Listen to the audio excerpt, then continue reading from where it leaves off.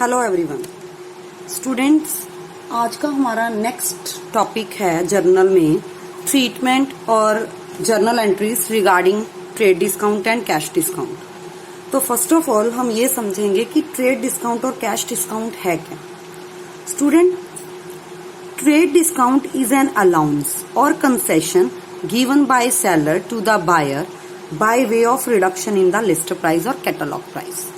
सो trade discount वो discount है, वो कंसेशन है जो एक सेलर बायर को देता है उसकी प्राइस में कुछ रिडक्शन करके, right. And it is allowed by manufacturer to wholesaler और होलसेलर टू रिटेलर। ये जो ट्रेड डिस्काउंट है मैन्युफैक्चरर होलसेलर को या होलसेलर रिटेलर को या रिटेलर कस्टमर को, किसी को भी दे सकता है।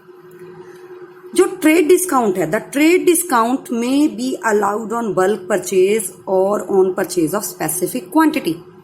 ट्रेड डिस्काउंट जो है वो अगर हम बहुत क्वांटिटी में प्रोडक्ट्स को परचेज करते हैं, बल्क क्वांटिटी में या स्पेसिफिक क्वांटिटी परचेज करते हैं, at that time seller buyer को प्रोवाइड करता है। और सबसे बड़ी बात जो आप लोगों ने याद रखनी है while passing the journal entry, trade discount never be shown in the journal entry.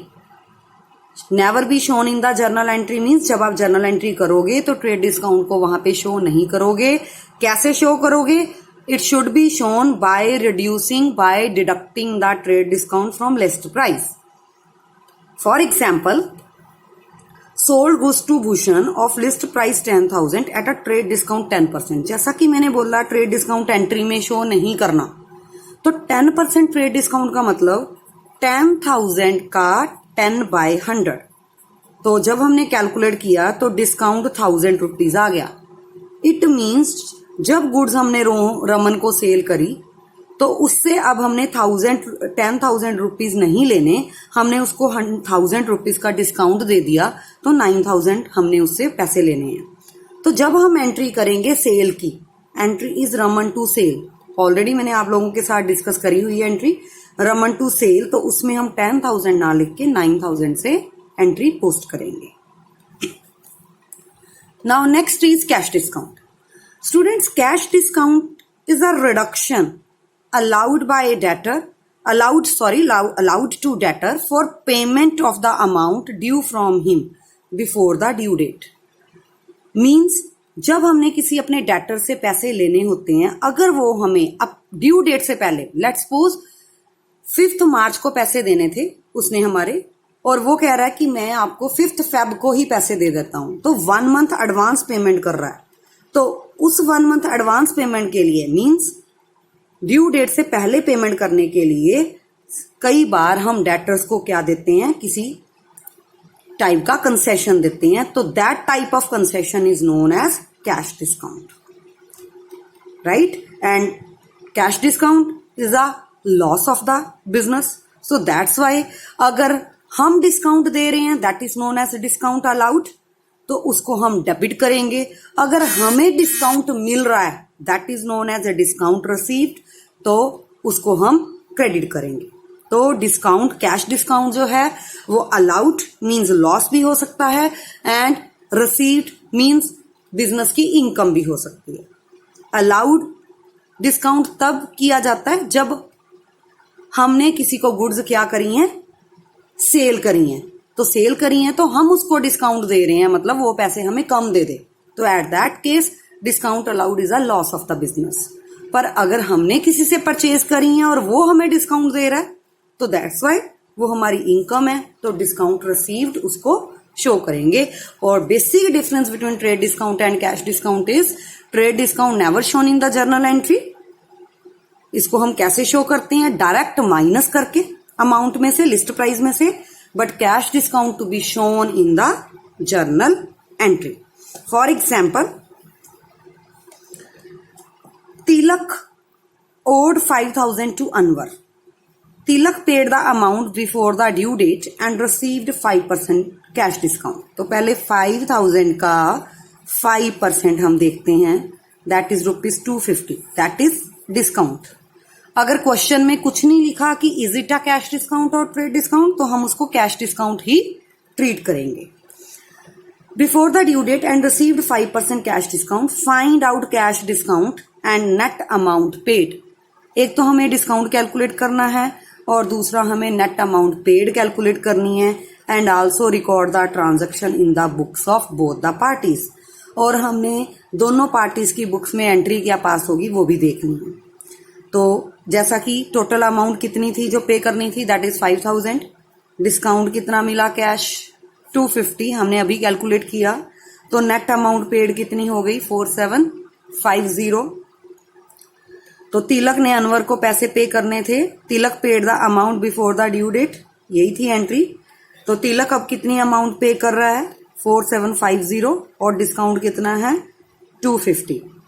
तो अगर हम बुक्स ऑफ अनवर देखें तो अनवर को पैसे मिलने हैं, बिकॉज तिलक अनवर को पेमेंट कर रहा है। तो बुक्स ऑफ अनवर देखें तो कैश एसेट बढ़ रही है, तो कैश डेबिट हो जाएगा, पर कितनी वैल्यू से, 4750 से, जितनी अमाउंट मिल रही है। अब मिलना था 5000, मिल रहा है अनवर को 4750, तो उसके बिजनेस के लिए तो 250 लॉस है। तो लॉस को भी हम क्या करते हैं, डेबिट करते हैं। So discount allowed debit 250 to Tilak. अब अनवर के लिए तिलक जो है वो उसका डेटर था, उसने पैसे देने थे। अब वो उसके पैसे दे रहा है तो उसके डेटर रिड्यूस हो रहे हैं, दैट्स वाई उसको हम डेबिट बैलेंस होता है डेटर्स का, तो क्रेडिट करके रिडक्शन शो कर रहे हैं टू तिलक 5000 से हमारे डेटर रिड्यूस हो गए, 4750 हमारा कैश ऐड हो गया, और 250 का हमें लॉस हो गया अनवर की बुक्स के अकॉर्डिंग। और अगर हम देखें बुक्स ऑफ तिलक, मींस अगर हम पॉइंट ऑफ व्यू किसका समझें, तिलक का बिजनेस, तो तिलक पेमेंट कर रहा है किसको, अपने क्रेडिटर को, जिसको उसने पैसे देने थे। तो उसका क्रेडिटर रिड्यूस हो रहा है, तो क्रेडिटर का बैलेंस डेबिट होता है मॉडर्न अप्रोच के अकॉर्डिंग। अगर हम उसको डेबिट कर देंगे तो वो माइनस हो जाएगा। तो 5000 अनवर माइनस हो गया, कैश भी उसका रिड्यूस हो रहा है क्योंकि पेमेंट कर रहा है वो कितनी, 4750, लेकिन 250 उसने पेमेंट कम करी है, तो उसको ये क्या है, इनकम है, तो इनकम को क्रेडिट करते हैं, discount received account debit, credit क्या है, 250। तो इस तरीके से हम ट्रेड डिस्काउंट और कैश डिस्काउंट की जर्नल एंट्रीज कर सकते हैं। नाउ नेक्स्ट स्टूडेंट्स, आज हम करेंगे treatment regarding bad debt and bad debt recovered also. First of all chapter 1 में आपने पढ़ा भी होगा what are the bad debts. Basically bad debts are the irrecoverable amount from the customers, वो amount जो हमें कस्टमर से रिकवर ही नहीं हुई, ठीक है, या नहीं होगी। So it's a loss of the business and such loss arise due to death. Insolvent हो गया, डिसऑनेस्ट था, वो पैसे नहीं दे रहा, कौन, कस्टमर, तो उसके कारण उसके पैसे मिलने के चांसेस नहीं हैं, तो इरिकवरेबल है, रिकवर नहीं होगी अमाउंट, तो that amount is known as bad debt. अब आपके माइंड में आएगा कि डेथ क्लियर है, डिसऑनेस्टी भी पता है, देन इंसॉल्वेंसी क्या है। Insolvency means there may be no recovery और partial recovery of debt. Means जब कोई पर्सन लीगल रूप से पेमेंट करने से इनकैपेबल हो जाता है, या तो वो कुछ भी पेमेंट नहीं करेगा या वो उसकी कुछ पार्शियल पेमेंट करेगा, एट दैट टाइम हम उसको इंसॉल्वेंसी का केस ट्रीट कर सकते हैं।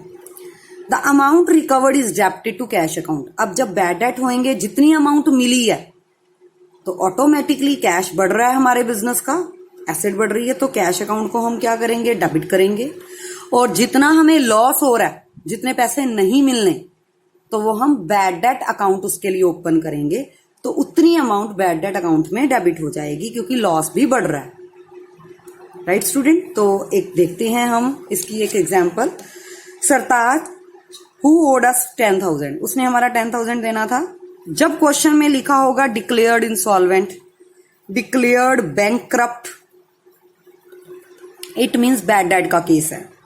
ओनली 60% कुड बी रिकवर्ड, सिर्फ 60% मिले, तो 10,000 का 60% हो गया 6,000।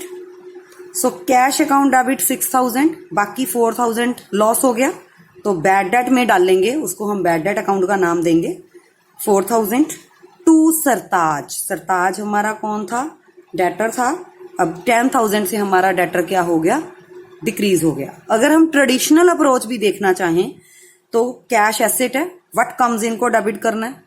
बैड डेट नॉमिनल अकाउंट है तो debit all the expenses and losses को करना होता है। और सरताज हमें पैसे दे रहा है तो according to personal account debit the receiver credit the giver, तो that's why Sartaj is the giver, हम उसको क्रेडिट कर रहे हैं। तो ट्रेडिशनल अप्रोच से भी आप इसको कर सकते हैं।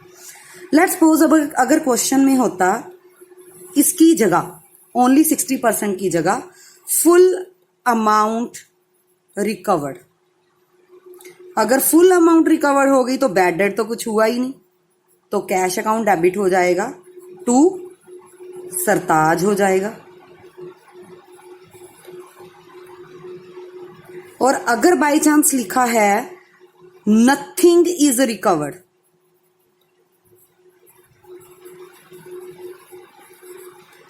तो स्टूडेंट अगर कुछ भी रिकवर नहीं हुआ तो कैश अकाउंट में तो कुछ आना ही नहीं, तो सारा का सारा bad debt. So entry is bad debt debit to Sartaj, तो सारे पैसे बैड डेट में चले जाएंगे। तो इस तरीके से आप एंट्री कर सकते हैं। नेक्स्ट है bad debt recover. Bad debt recover means the amount that is previously return as bad debt, जो पैसे हमने पहले ये शो किए थे कि डूब गए हैं, नाउ रिकवर्ड, अगर वो हमें कुछ टाइम पीरियड के बाद मिल रहे हैं तो that is the income of the business, तो उसके लिए हम एक नया अकाउंट ओपन करेंगे, that is bad debt recovered account.